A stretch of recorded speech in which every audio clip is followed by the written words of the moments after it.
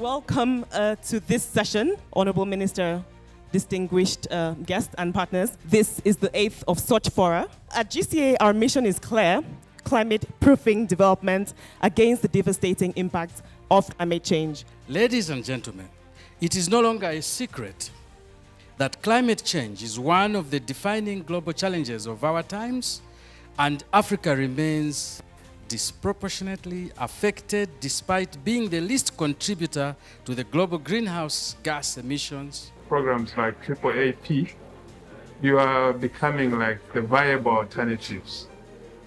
The adaptation financing is not coming out through the mainstream Conference of Parties negotiations. So we look up to you to be the alternatives that are going to provide that financing which we desperately need. The gap between the needs for adaptation and the actual funding flowing, especially to Africa, is still glaring. And also, the current geopolitical situations are even making the situation not even better. And we still need, as we gathered today, to ensure that we partner together and accelerate more funding, more action on the ground to implement adaptation action. This gathering comes at a critical time as this region continues to face dual challenges of accelerating climate impacts and the urgent need for resilient, inclusive growth. The action on adaptation is still yet needs to improve significantly. We need to raise ambition on adaptation, but also we need to raise ambition on support.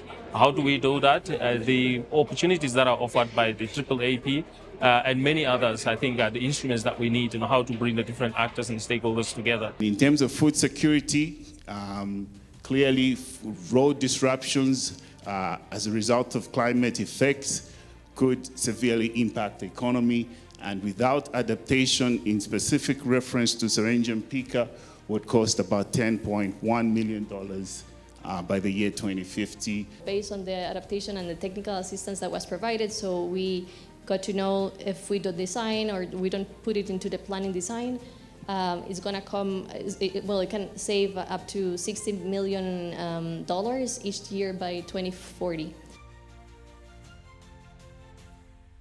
It is therefore very, very encouraging that we have institutions of people who are committed, dedicated to changing this.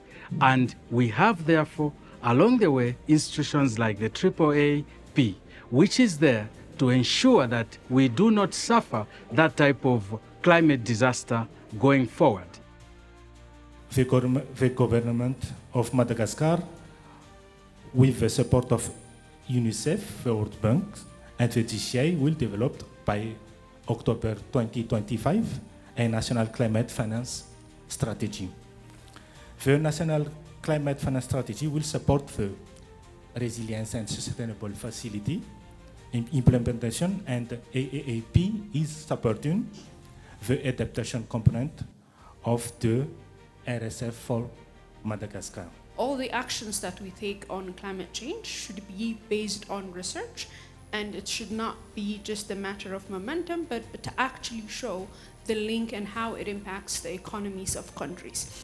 Distinguished audience, we do face significant challenges in financing resilient infrastructure.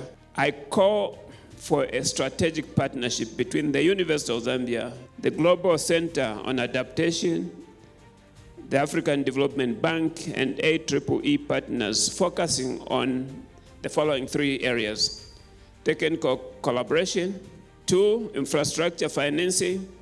Thirdly, we need to establish a regional center for climate-focused research and training in climate-smart infrastructure strategies. We are actually the only commercial bank in Zambia that is accredited to the Green Climate Fund. So with that partnership, we're able to onward lend up to about $50 million per project in the climate space, projects that are driving the green economy, whether it's in climate smart culture, whether it's in infrastructure, whether it's in energy, we're able to do that. Africa requires between 250 billion to to over 1.3 trillion per year to address adaptation. On strong adaptation policies, it is our call as young people that it should be made mandatory for all countries to develop and implement an inclusive and robust national adaptation plan. And also youth participation must be embedded at every stage of these national adaptation plans.